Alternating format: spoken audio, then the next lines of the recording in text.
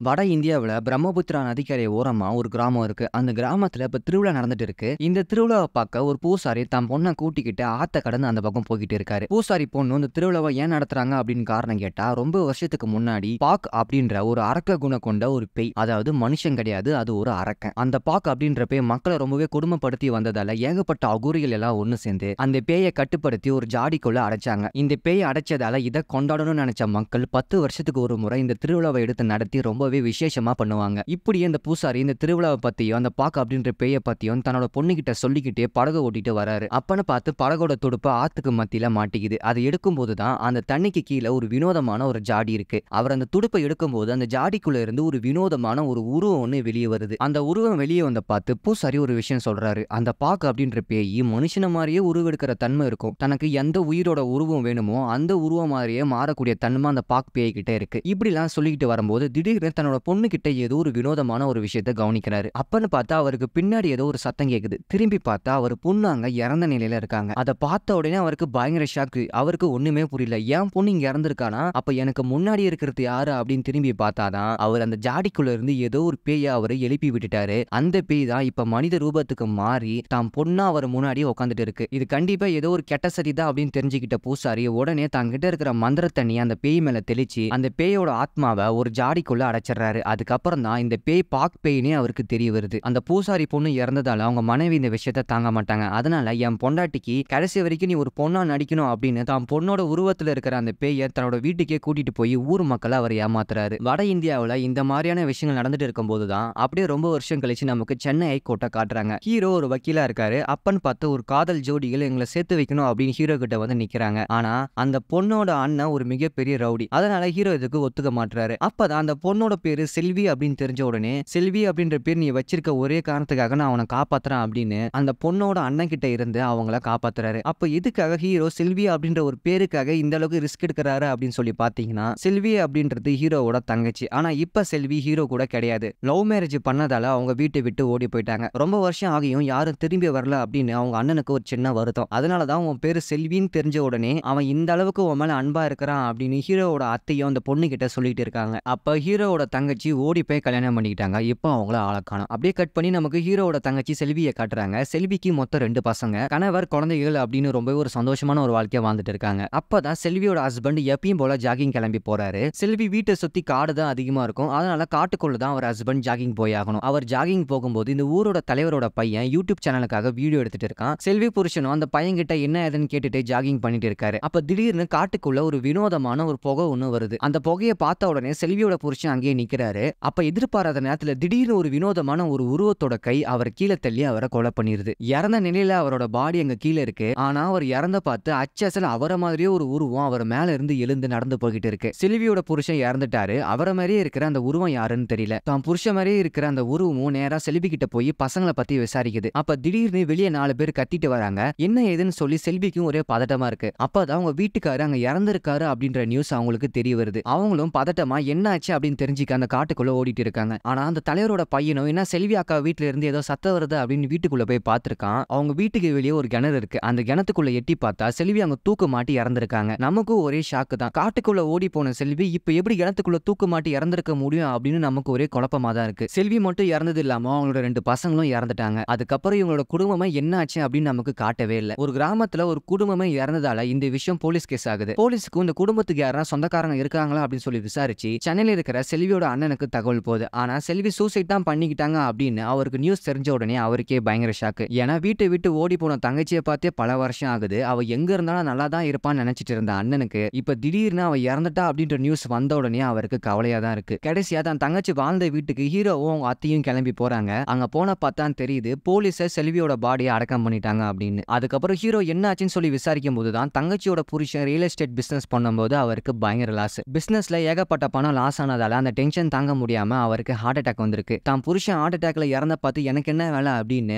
உங்க தங்கச்சியும் தூக்க மாட்டி சூசைட் பண்ணிக்கிட்டாங்க. சோ இதுதான் நடந்திருக்கு அப்படின்னு போலீஸும் விசாரணை பண்ணி ஹீரோ கிட்ட சொல்லிட்டு இருக்காங்க. அதோட உங்க தங்கச்சிக்கு ஒரு பொண்ணும் ஒரு பையனும் இருக்கு. அவங்க இறந்துட்டாங்க அப்படின்னு தான் நம்ம நினைச்சிட்டு இருப்போம். ஆனா அதுதான் கிடையாது. அந்த பையன் இன்னும் உயிரோட தான் இருக்கான். அந்த பையன் ஏதோ ஒரு பொருளை வச்சு விளையாடிட்டு இருக்கான். அப்பன்னு பார்த்தா அவன் கண்ணுக்கு முன்னாடி ஏதோ ஒரு வினோதமான ஒரு உருவம் வருது. அதை பாக்குறதுக்கு அச்சஸ்ல அவங்க அம்மா மாதிரியே இருக்கு. அவனும் பயத்துல அங்க இருந்து ஓடி வந்துடுறான். அப்பதான் அந்த சின்ன பொண்ணை காட்டுறாங்க. அதாவது செல்வி செல்வியோட பொண்ணு. இந்த சின்ன பொண்ணும் செல்வி இறக்குற அந்த சமயத்துல தலையில அடிபட்டிருக்கும். அதனால கோமாக்கு போனதால இது வரைக்குமே கண் முழிக்கல. தங்கச்சியோட பையன் ஏதோ ஒரு விஷயத்த பார்த்து பயப்படுறான். தங்கச்சி பொண்ணும் கோமால இருக்கா. சோ ஹீரோக்கு அடுத்தடுத்து ஏகப்பட்ட கஷ்டம் தான். இதெல்லாம் ஒரு பக்கம் இருக்க, செல்வியோட குடும்பம் தங்கியிருந்த வீடே ஒரு அரண்மனை மாதிரி தான் இருக்கும். ஒரு ஜமீன்தார கிட்ட இருந்து அந்த வீட்டை வாங்கி நான் வித்து கொடுக்குறேன் அப்படின்ற பேரு தான் செல்வியோட புருஷனும் அவங்க ஃபேமிலி அவங்க தங்கி இருப்பாங்க. சோ அவர் இறந்த பார்த்து இந்த வீடை எப்படியாச்சும் விற்கணும் அப்படின்னு ஜமீன்தாரும் ட்ரை பண்ணிட்டு இருக்காரு. ஜமீன்தாரோட பேத்தி டாக்டரா இருப்பாங்க. இந்த கிராமத்துல அந்த அளவுக்கு மருத்துவ வசதி இல்ல. அதனால அந்த சின்ன பொண்ணுக்கு இவங்க தான் வீட்ல இருந்தே தங்கி ட்ரீட்மெண்ட் பண்ணிட்டு இருக்காங்க. அப்ப அன்னைக்கு நைட்டே அந்த சின்ன பையன் தான் கிட்ட இருக்கிற மொபைலை வச்சு விளையாடிட்டு இருக்கான். அப்ப அவனுக்கு பின்னாடி ஏதோ ஒரு வினோதமான ஒரு உருவம் தெரியுது. இந்த விஷயத்தை ஹீரோவோட அத்தை நோட் பண்ணிடுறாங்க.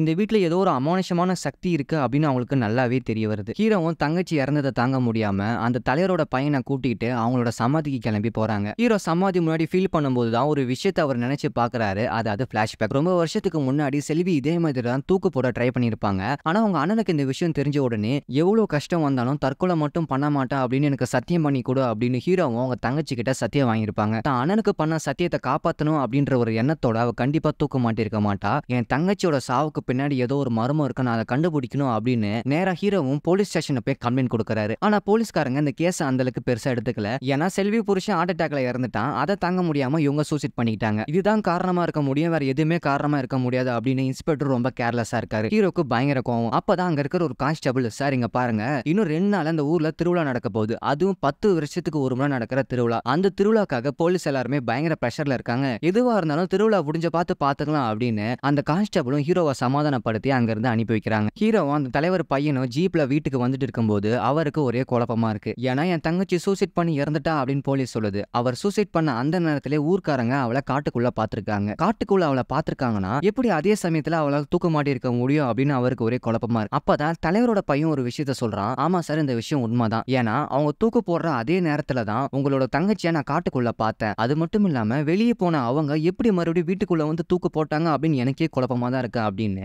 அவன் ஆரம்பத்துல ஒரு யூடியூப் சேனல் நடத்துறதுக்காக ஒரு வீடியோ ஒன்று எடுத்திருப்பான். அந்த வீடியோவை நம்ம ஹீரோ கிட்ட காட்டும் போதுதான் செல்வியோட புருஷன் ஜாகிங் போகும்போது அந்த வீடியோ ரெக்கார்ட்ல இருக்கும். அப்ப அந்த ஹீரோவும் அந்த வீடியோல ஒரு விஷயத்தை நோட் பண்றாரு. ஒரு குறிப்பிட்ட இடத்துல பாஸ் பண்ணி பார்க்கும்போதுதான் செல்வி புருஷனுக்கு பின்னாடி ஏதோ ஒரு சாமியார் இருக்கிற விஷயத்தை அவர் நோட் பண்றாரு. யார் இந்த சாமியார் அப்படின்னு சொல்லி அந்த தலைவர் பையன்கிட்ட விசாரிக்கும் போதுதான் இந்த சாமியாரை நான் பார்த்திருக்கேன், உங்க தங்கச்சியை போஸ்ட்மார்ட்டம் பண்ணும்போது கூட இந்த சாமியார் உங்க தங்கச்சியை தான் உத்து பார்த்துட்டு இருந்தா நான் நோட் பண்ணேன் அப்படின்னு அந்த தலைவர் பையனும் சொல்லிட்டு வரான். இப்படி அவங்க 2 பேருமே காட்டுக்குள்ள ஜீப்ல தனியா பேசிக்கிட்டே வராங்க. அப்ப திடீர்னு ஏதோ ஒரு வினோதமான உருவம் பறந்து வந்து இவங்க ஜீப்பு மேல வந்து விழுது. ஹீரோ அந்த உருவத்தை பார்க்கும்போது திடீர்னு அந்த உருவம் காட்டுக்குள்ள தெரியுது. அவரும் அந்த உருவம் யாருன்னு தெரிஞ்சுக்க அது பின்னாடியே ஃபாலோ பண்ணி காட்டுக்குள்ள ஓடிட்டு இருக்காரு. இதே சமயம் தலைவரோட பையனும் ஜீப்ல தனியா இருக்கான். அப்ப திடீர்னு ஜீப்பு முழுக்க ஏதோ ஒரு வினோதமான ஒரு புகை ஒண்ணு வருது. அந்த புகையை பார்த்த உடனே இவனும் பயப்பட ஆரம்பிக்கிறான். ஜீப் முழுக்க புகையா இருக்கு, முன்னாடி யாரு இருக்கா அப்படின்னு தெரியல. இவனும் புகையெல்லாமே விலகிட்டு பார்த்தா அவனுக்கு மிகப்பெரிய ஒரு ஷாக்கு. ஏன்னா அவன் முன்னாடி நிக்கிறது இறந்து போன செல்விதான். இவதான் இறந்துட்டால இவ எப்படி உயிரோட வர முடியும் அப்படின்னு அவனும் பயத்துல கத்துறான். அப்பன்னு பார்த்து செல்வியா ஆள காணோம். ஒரு வழியா தப்பிச்சண்டா அப்படின்னு அந்த பையன் நினைக்கும் போது இந்த பையனுக்கு பின்னாடி சீட்ல தான் அந்த செல்வியை உட்காந்துட்டு இருக்கா. அப்ப திடீர்னு அந்த பையனை அவ தூக்கிட்டு போயிடுறா. அப்ப நம்ம ஹீரோவும் அந்த உருவத்து பின்னாடி தொடர்ந்துட்டு போகும்போது தான் அந்த உருவம் யாருன்னு ஒரு கட்டத்துக்கு மேல அவரால் கண்டுபிடிக்கவும் முடியாது. மறுபடியும் ஹீரோ ரோட்டுக்கு வந்து பார்த்தா அந்த ஜிபியும் காணோம், அந்த தலைவரோட பையனையும் காணோம். நம்ம ஹீரோக்கு ஒரே ஷாக்கா இருக்கு. அப்பதான் அந்த பையன் வச்சிருந்த வீடியோ கேமரா கீழே விழுந்திருக்கு. அந்த கேமரா எடுத்து பார்க்கும்போது தான் அதுல ஒரு விஷயம் ரெக்கார்ட் ஆயிட்டு இருக்கு. அந்த ரெக்கார்டை அவர் ரீப்ளே பண்ணி பார்க்கும்போது தான் ஆரம்பத்துல ஒரு சாமி செல்வி புருஷனோட ஜாகிங்ல மாட்டிருப்பாரு. இப்ப அதே சாமி தான் இந்த வீடியோல ரெக்கார்ட் ஆயிருப்பாரு. இந்த சாமிக்கும் இங்க நடக்கிற கொலைக்கும் ஏதோ சம்பந்தம் இருக்கும் அப்படின்னு ஹீரோக்கு லைட்டா ஒரு சந்தேகம். அப்படியே மறுநாள் காலையில ஹீரோ எங்கேயோ வெளியே போகும்போது தான் அப்படியே டாக்டர் அம்மா என்ன கோவில விட்டுடுங்க அப்படின்னு கோவில டிராப் பண்ண சொல்றாங்க. ஹீரோவும் அந்த கோவிலுக்கு போய் பார்த்துதான் தெரியுது அது ஒரு பிரம்மாண்டமான கோவில் அப்படின்னு. எதுக்காக 10 வருஷத்துக்கு ஒரு முறை இங்க திருவிழா நடத்துறாங்க அப்படின்னு அந்த டாக்டர் பொண்ணு கிட்ட அந்த கோவிலோட வரலாறு அவர் கேட்கிறாரு. புராண கதைப்படி அம்மனா மாறிய காளி ஒரு அரக்கனை சூரசம்ஹாரம் பண்ணதால மக்கள் எல்லாருமே அதை கொண்டாட விதமா தான் 10 வருஷத்துக்கு ஒரு முறை அந்த திருவிழாவை கொண்டாடுவாங்க. இந்த திருவிழா நோக்கமே மறுபடியும் அம்மன் அசுரனை சூரசம்ஹாரம் பண்ணணும் தான். சோ அதனாலதான் எல்லா ஊர்ல இருந்த மக்களும் இந்த திருவிழாவை கலந்துகிட்டு இதை ரொம்ப விசேஷமா கொண்டாடுவாங்க. சோ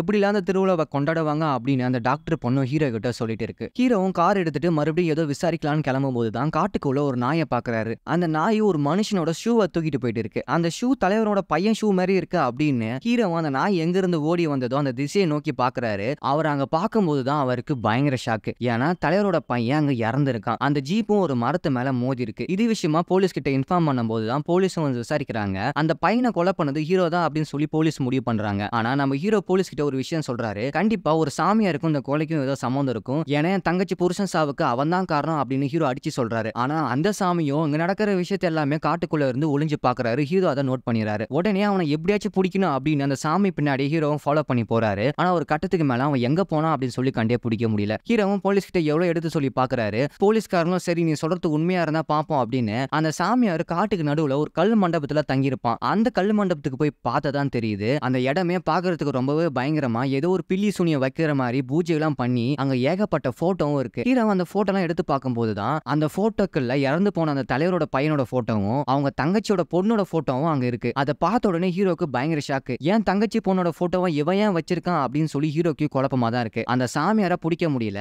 அவங்களும் வந்த இடம் பார்த்து திரும்பி போயிடுறாங்க. அப்ப அந்த சாமி ஒரு மரத்து மேல நின்று இவங்க எல்லாமே நோட் பண்ணிட்டு இருக்கான். அப்ப அந்த சாமியார் கையிலயும் ஒரு போட்டோ இருக்கு. அப்ப இந்த போட்டோ அந்த கேஸை விசாரிக்க வந்த இந்த ஊர் இன்ஸ்பெக்டரோட போட்டோ. அப்ப கண்டிப்பா இவருக்கும் ஏதோ ஒரு ஆபத்து இருக்கு அப்படின்னு நமக்கு இங்க தெரிய வருது. இதெல்லாம் ஒரு பக்கம் இருக்க இந்த அரண்மனையில அந்த சின்ன பையனை யாரோ அடிக்கடி பயம்படுத்திட்டே இருக்காங்க. ஏதோ ஒரு உருவம் அவனை ரொம்பவே பயம்படுத்துது. அந்த சின்ன பையனும் பயத்துல கத்தும் போது அந்த சத்தம் கேட்டு ஹீரோ வந்து பாக்குறாரு. அப்ப அங்க இருக்கிற ஒரு அலமாரியை அவன் தட்டி விட்டுட்டு போகும்போது அங்கிருந்து ஒரு போட்டோ ஆல்பம் ஒண்ணு விழுது. அந்த ஆல்பத்தை எடுத்து பார்த்ததான் தெரியுது அந்த ஆல்பமும் செல்வியோட ஃபேமிலி போட்டோஸா இருக்கு. அப்பதான் ஹீரோ ஒரு விஷயத்தை நோட் பண்றாரு. அந்த போட்டோல செல்வியோட பொண்ணுக்கு பர்த்டே செலிப்ரேட் பண்ண போட்டோவும் இருக்கும். அதை நோட் பண்ணி பார்க்கும்போது தான் அந்த டேட் 12/6 இருக்கும். இந்த டேட்லயே வேற ஒருத்தனுக்கு பிறந்தநாள் வருமே அப்படின்னு சொல்லி ஹீரோ நோட் பண்ணும்போது தான் அந்த தலைவரோட பையனுக்கும் இதே டேட்டை தான் பிறந்தநாள். அதோட திருவிழாவும் இதே டேட்டா தான் நடக்குது. அப்ப கண்டிப்பா அந்த டேட்டுக்கும் இங்க நடக்கிற விஷயத்துக்கும் ஏதோ ஒரு சம்பந்தம் இருக்கும் அப்படின்னு ஹீரோ ஒரு முடிவு பண்றாரு. உடனே ஹீரோவா அந்த ஊரோட விஓ ஆபீஸுக்கு கிளம்பி போய் இதே டேட்ல வேற யாரா பிறந்திருக்காங்களா அப்படின்னு நோட் பண்றாரு. அப்பதான் ஒரு ஃபைல் எடுத்து பார்க்கும்போது இந்த டேட்ல என் தங்கச்சி பொண்ணு அந்த தலைவர் பையனை மட்டும் பிறக்கல,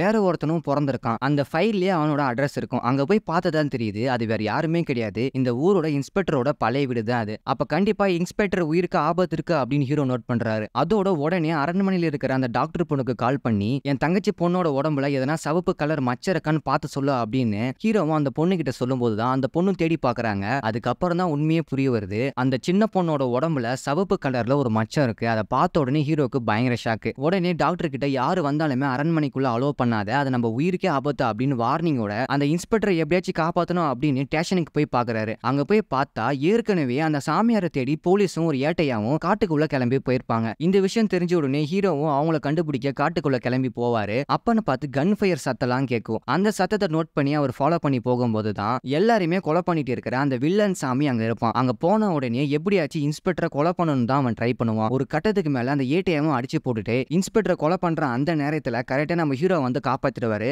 அதோட அந்த வில்லன் சாமிக்கும் நம்ம ஹீரோக்கும் பயங்கரமா சண்டை நடக்கும். அப்பதான் அந்த சாமி ஒரு விஷயம் சொல்றான், நான் கெட்டவன் கிடையாதியா, நான் நல்லவன், அந்த இன்ஸ்பெக்டரை காப்பாத்த தான் வந்தேன் அப்படின்னு சொல்லும்போது ஹீரோ அதை நம்பவே இல்லை. நீ கொஞ்சம் திரும்பி பாரு அப்படின்னு சொல்லும் போதுதான் ஹீரோ திரும்பி பாக்குறாரு. அந்த இன்ஸ்பெக்டர் அப்படியே அந்தரத்துல மேல பறக்குறாரு. அப்பன்னு பார்த்து இந்த படத்தோட ஸ்டார்டிங்ல வட இந்தியாவில ஒரு சாமியாரை நம்ம பார்த்திருப்போம். அவங்க பொண்ணு கூட ஒரு பேயா மாறி இருக்கும் பாத்தீங்களா? அந்த சாமியார் அரண்மனைக்கு முன்னாடி வந்து நிக்கிறாரு. என் பொண்ணு காணாம போய் ரொம்ப நாள் ஆச்சு, அதனால பரிகாரம் பண்ற விதமா 6 கண்ணி கழியாத பொண்ணுங்களுக்கு இந்த எலுமிச்சை பயத்தை நான் கொடுக்கணும் அப்படின்னு அந்த எலுமிச்சை பயத்தை இங்க கொடுக்க வந்திருப்பாரு. இருந்தாலும் அந்த டாக்டர் பொண்ணு அதெல்லாம் எனக்கு தெரியாத, முதல்ல இந்த அரண்மனையை விட்டு வெளியே போங்க அப்படின்னு சொல்லி அவரை வெளியே தான் துரத்த பாக்குது. அப்பன்னு பார்த்து ஹீரோட அத்தை வந்து ஏமா அவங்க பரிகாரம் தானே சொல்றாங்க, இந்த எலுமிச்சை பயத்தை நீ வாங்கிக்கோ, இந்த சாமியை பார்த்தாலும் பாவமா தான் இருக்கா அப்படின்னு சொல்லும்போது அந்த டாக்டருக்கும் வேற வழி இல்லாம அந்த பழத்தை வாங்கிக்கிறாங்க. அந்த சாமி அதுக்கப்புறம் போவானா பார்த்தா வீட்டுக்குள்ள ஒரு குழந்தை இருக்குல்ல, அந்த குழந்தை கிட்ட இந்த எலுமிச்சை பயத்தை கொடுக்கணும் அப்படின்னு 2 பேத்தையும் மீறி அந்த வீட்டுக்குள்ள கிளம்பி போறான். அவங்களுக்கு பயங்கர ஷாக்கு. ஐயோ நில்லியா, நீ மாட்டு வீட்டுக்குள்ள போயிட்டே இருக்க அப்படின்னு அவங்க பின்னாடியே ஃபாலோ பண்ணிட்டு போயிட்டு இருக்காங்க. அந்த வட இந்தியா சாமியார் வீட்டுக்குள்ள போக போக அந்த சாமியாருக்கு ஏதோ ஒரு உருவம் கண்ணுக்கு தெரியுது. அதோட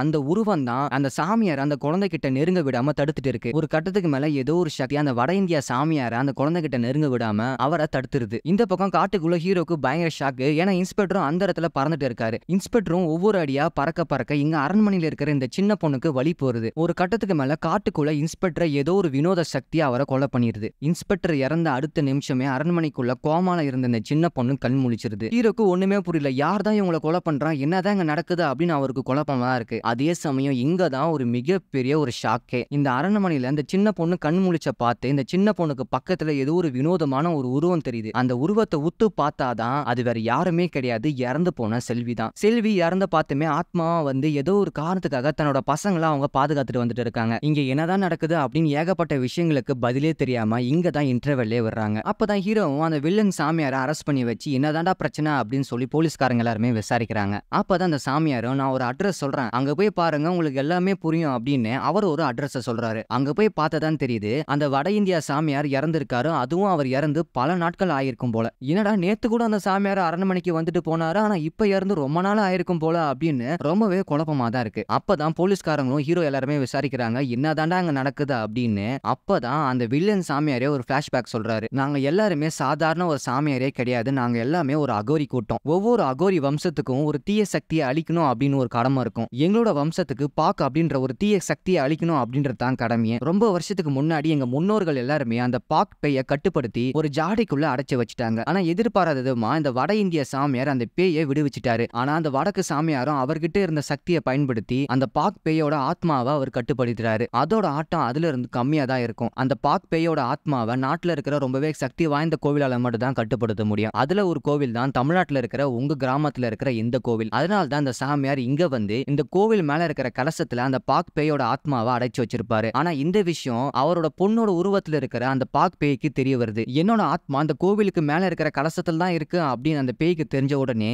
அந்த கோவில வேலை செய்யறவங்க மூலியமாவே பணத்தை கொடுத்து அந்த கலசத்தை எடுத்தது. என்னதான் ஆத்மா அந்த பேய் கிட்ட வந்தாலுமே அந்த ஆத்மாக்குன்னு அந்த அளவுக்கு சக்தி இருக்காது. ஏன்னா அந்த சாமியார் இந்த ஆத்மாவை வசியப்படுத்தி வச்சிருக்காரு. அதனாலதான் அந்த பாக்குக்கு அந்த ஆத்மாவை கையில கிடைச்ச உடனே இவங்க இந்த சாமியாரோட குடும்பத்தையே அந்த பேய் கொலை பண்ணிருக்கு. அதோட இந்த பாக்குக்கு எந்த மனுஷ ரூபத்தை வேணா மாத்திக்கொள்ற ஒரு வினோதமான ஒரு சக்தி இருக்கு. இந்த பேயோட ஆத்மா சக்தி வரணும்னா ஒரே ஒரு வழிதான் இருக்கு. மாசி மகன் நட்சத்திரத்துல பிறந்த ஒரு 3 உயிரை பலி கொடுத்தாகணும். அப்படின்னா மட்டும்தான் இந்த பாக் பேயோட ஆத்மா மிகப்பெரிய ஒரு சக்தியே வரும். அதுவும் அவங்க உடம்புல ஒரு வினோதமான சிவப்பு கலர் மச்சமும் இருக்கும். அப்படி பிறந்தவங்கள முக்கியமான ஆளுதான் உன் தங்கச்சியோட பொண்ணு. செல்வி பொண்ணை எப்படியாச்சும் கொலை பண்ணணும் அப்படின்ற ஒரே காரணத்துக்காக தான் அவன் புருஷனோட ரூபத்திலே போய் கொலை பண்ண பார்க்கும் அந்த பாக் பேய். ஆனா அப்பன்னு பார்த்து செல்வி கண்ணாடியில ஒரு விஷயத்த நோட் பண்றாங்க. பொதுவா ஒரு மனுஷன் கண்ணாடியில பார்த்தா நார்மலா தான் தெரிவான். ஆனா அவன் புருஷன் மட்டும் கண்ணாடியில ஒரு வினோதமான ஒரு உருவமா தெரியுது. அப்ப கண்டிப்பா செல்விக்கு ஏதோ ஒரு அமானுஷமான விஷயம் தான் வந்திருக்கு அப்படின்ற விஷயம் அவங்களுக்கு தெரிய வருது. ஒரு கட்டத்துக்கு மேல எப்படியாச்சும் தன்னோட குழந்தைகளை காப்பாத்தணும் அப்படின்னு புருஷ ரூபத்துல இருக்கிற அந்த பாக் பேய் கிட்ட இருந்து எப்படியாச்சும் தன்னோட குழந்தைகளை காப்பாத்த பாக்குறாங்க. அப்ப செல்வி அந்த பேய்க்கே தெரியாம அவங்க பசங்களை ஒரு காருக்குள்ள ஒளிச்சு வச்சு தான் உயிரை கொடுத்தாச்சு இந்த பசங்களை காப்பாத்தணும் அப்படின்னு அந்த பேய் கிட்ட அவங்களோட உயிரையே விட்டுருவாங்க. அந்த பாக் பேயும் செல்வியோட உடம்ப கயிறுல மாட்டி ஒரு கிணத்துல தள்ளி விட்டு தூக்க மாட்ட வச்சிரும். ஊர்க்காரங்க எல்லாருமே அந்த சமயம் பார்த்து உன் புருஷன் இறந்துட்டாமா அப்படின்னு சொல்லி கத்திட்டு வராங்க.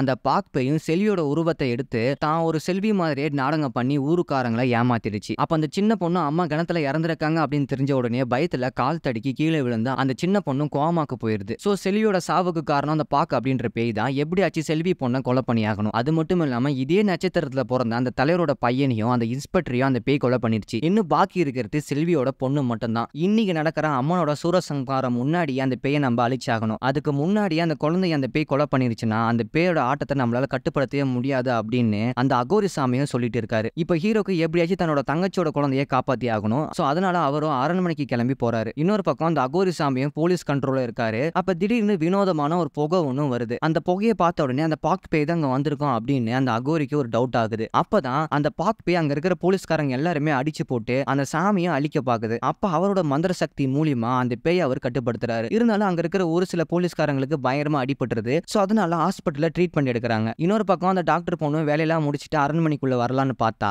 அவங்க வண்டி எடுத்துட்டு வரும்போதே அவங்க ஏதோ ஒரு விஷயம் அவங்கள அரண்மனைக்குள்ள போகாம தடுக்குது. அவங்களுக்கும் ஒரே குழப்பமா தான் இருக்கு. மறுபடியும் வர பாக்குறாங்க, அவங்களால அரண்மனைக்குள்ள வரவே முடியல. அப்ப வண்டியை மட்டும் விட்டுட்டு உள்ள வராங்க, அவங்களால ஈஸியா உள்ள வர முடியுது. அப்பதான் ஹீரோ ஒரு விஷயத்தை நோட் பண்றாரு. இந்த பொண்ணு மட்டும் வீட்டுக்குள்ள வர பாக்குது, ஆனா வண்டி ஏன் வீட்டுக்குள்ள வர முடியல அப்படின்னு. அந்த வண்டியில அந்த பொண்ணோட டாக்டர் கோட் இருக்கு. அந்த கோட்டை அரண்மனைக்குள்ள தூக்கி வீசினா அந்த கோட்டால உள்ள வரவே முடியல. அப்பதான் அந்த சட்டையை பார்க்கும்போது அந்த சட்டைக்கு மேல ஏதோ ஒரு ரத்தக்கரை இருக்கு. அந்த ரத்தக்கரை இருக்கிறதால தான் சட்டையால அரண்மனைக்குள்ள வர முடியல. அது யார் தடுக்கிறாங்கன்னு சொல்லி பாத்தீங்கன்னா செல்வியோட ஆத்மா தான் அந்த சட்டையை உள்ள வராத மாதிரி தடுக்கிறாங்களே. அப்பதான் அந்த டாக்டர் பொண்ணு போலீஸ் ஸ்டேஷன்ல அடிப்பட்டவங்களுக்கு இப்பதான் ட்ரீட்மெண்ட் பண்ணிட்டு வந்தேன். அப்ப கண்டிப்பா அங்க இருக்கிறவங்க யாரோ ஒருத்தங்க ரத்தமா தான் இருக்கும். சோ அவங்களோட உடம்புல தான் அந்த பாக் பேய் இருக்கும் அப்படின்னு முடிவு பண்ணி உடனே அந்த சட்டையில ஊட்டி இருக்கிற ரத்தக்கரையும் அந்த ஹாஸ்பிட்டல்ல வேற யாருன்னா இதே ரத்தமா மேட்ச் ஆகுதா அப்படின்னு சொல்லி லேப்ல டெஸ்ட் பண்றாங்க. டாக்டர் இந்த ரத்தத்தை டெஸ்ட் பண்ணி பார்க்கும்போது தான் இது மனுஷ ரத்தமே கிடையாது, இந்த ரத்தத்துல மனித ரத்தமும் விலங்கு ரத்தமும் கலந்துருக்கு, எனக்கே ஒரு குழப்பமா இருக்கு அப்படின்னு அந்த டாக்டர் பொண்ணு சொல்லும்போது அந்த ஹீரோவும் ஏதோ ஒரு முடிவு பண்ணி உடனே தலைவரை பார்க்க போறாரு. அங்க போய் பார்த்ததான் தெரியுது தலைவரோட கார் டிக்கிக்கு பின்னாடி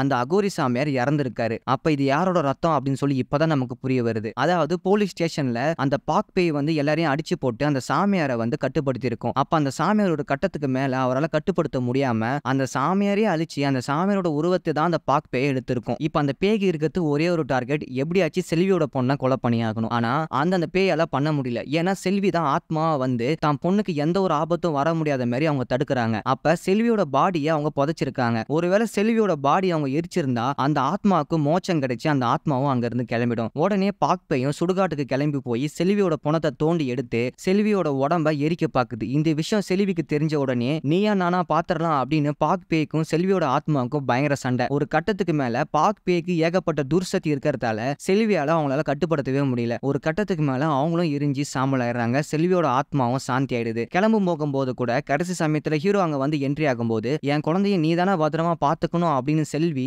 சொல்லிக்கிட்டே ஆத்மாவா அங்க இருந்து கரைஞ்சிடறாங்க. இப்ப ஹீரோக்கு இருக்கிறது ஒரே ஒரு வழிதான், அந்த பாக்பே கிட்ட இருந்து எப்படியாச்சும் தன்னோட தங்கச்சி பொண்ணை காப்பாத்தி ஆகணும். ஆனா அந்த அளவுக்கு இவர்கிட்ட சக்தி கிடையாது. அதுக்கு ஒரே ஒரு வழி, அம்மனால மட்டும்தான் குழந்தைய காப்பாற்ற முடியும் அப்படின்னு முடிவு பண்ணி அந்த குழந்தைய கூப்பிட்டுக்கிட்டு கோவிலுக்கு கிளம்பி போறாரு. பின்னாடி அந்த அகோரி உருவத்துல இருக்கிற அந்த பாக்பேயும் பின்னாடியே கிளம்பி போகுது. அதோட கோவில்ல ஹீரோக்கும் அந்த பாக்பேக்கும் பயங்கர சண்டை. பாக்குக்கும் ஒரே ஒரு விஷயம் தான், இந்த சூரசம்ஹாரம் நடக்கிறதுக்கு முன்னாடி அந்த குழந்தைய சாவடிக்கணும். அப்படி சாவடிச்சா மட்டும்தான் இதோட சக்தி 100% உண்மையாகும். ஆனா ஹீரோ அதுக்கு முன்னாடி தடுத்து நிறுத்திட்டாருன்னா சூரசம்ஹாரம் நடக்கும்போது இந்த குழந்தைய சாகடிக்காம விட்டா பாக்பே அழிஞ்சு போயிடும். நம்ம ஹீரோவும் எவ்வளவு தடுத்து பாக்குறாரு, 2 பேத்துக்குமே பயங்கரமா சண்டை நடக்குது. ஒரு கட்டத்துக்கு மேல ஹீரோ அந்த குழந்தைய காப்பாத்தி அங்கிருந்து தப்பிச்சிடறாரு. கடைசியில சூரசம்ஹாரம் நடக்க போகுது. மிகப்பெரிய பிரம்மாண்டமா அந்த அம்மன் சிலையை உருமாறி அந்த சூரசம்ஹாரம் நடக்கிற அந்த சமயத்துல பாக்பே அந்த கோவிலுக்குள்ளேயே மாட்டிக்குது. தெய்வ சக்திக்கு முன்னாடி தீய சக்தியால எதுவுமே பண்ண முடியல. சோ அதனால அம்மனோட அருளால அந்த பாக்பேயும் ஒரு கட்டத்துக்கு மேல அழிஞ்சிருது. ஒரு வழியா எல்லா பிரச்சனையும் சால்வ் ஆகி தன்னோட தங்கச்சியோட குழந்தையும் ஹீரோ காப்பாத்துறாரு.